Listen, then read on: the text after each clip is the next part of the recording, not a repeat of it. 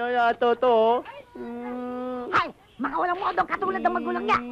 Bakit binabato ito? Bakit hindi kayo maghanap ng kakilakila?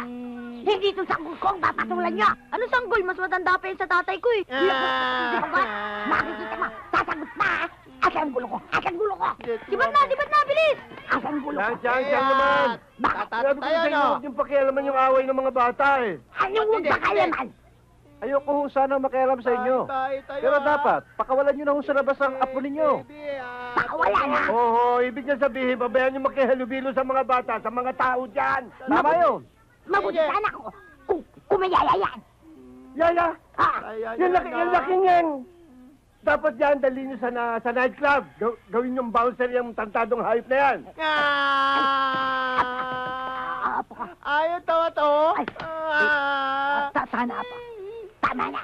Tingnan mo, baka na usog mo. Lawayan mo! Lawayan mo! Ano? Lawayan mo! Laway, ha? Teka. Baka na may saksan na.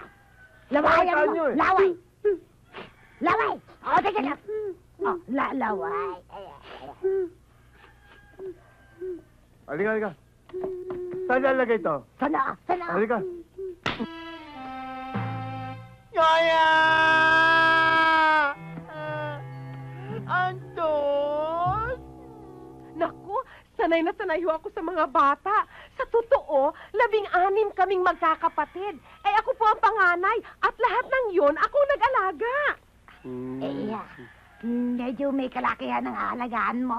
Naku, lalaki pa ba yun sa akin? Bel, mukhang malakas kumain to siya to. O ano eh?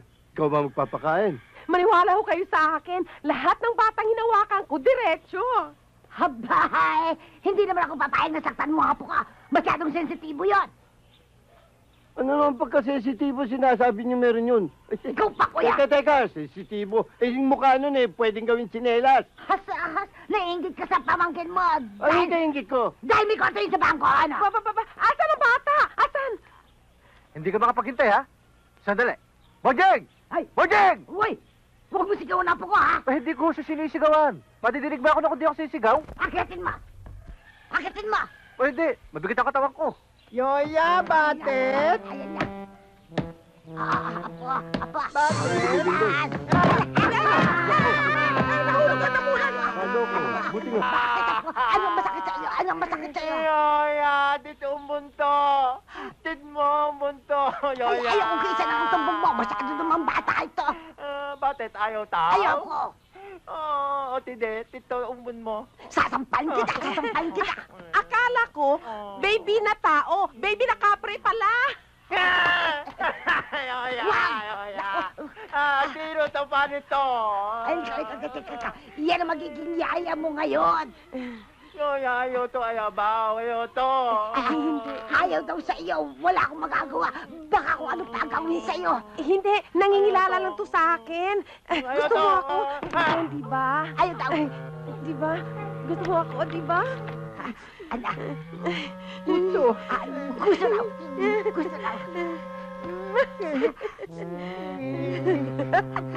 O ano? Hindi ka pa tapos dyan? Kanina pa yan ah. Matatagalan pa at maraming diferensya eh. Vicky, Oh, Pabling. Oh, saan kayo galing? eskwela. Oh, ano nangyari sa kotse nyo? Ewan ko nga ba eh. Kagagaling lang nga nito sa shop eh. Tumirik na naman.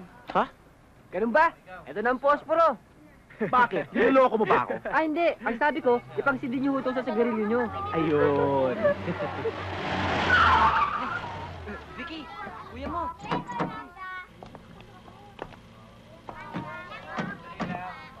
Bakit mo kasama itong kumag na ito? Kuya, please naman. Nasilahan kasi ako. Kaya i-invite niya akong makitawag sa kanila. Nasama ka naman. Kuya, huwag ka naman ganyan. Tinutulungan na nga ako ng tao eh. Tsaka wala naman akong ano eh. Kinakausap ba kita? Huwag ka sasagot. Sige sa loob ng kotse. Kuya naman. Baka gusto mo ipasok pa kita sa loob. Ha? Sige. Oy, Bugoy. Kikilalanin mo at tatalunin mo, ha? Kilala mo ang pamilya namin. Tandaan mo yan.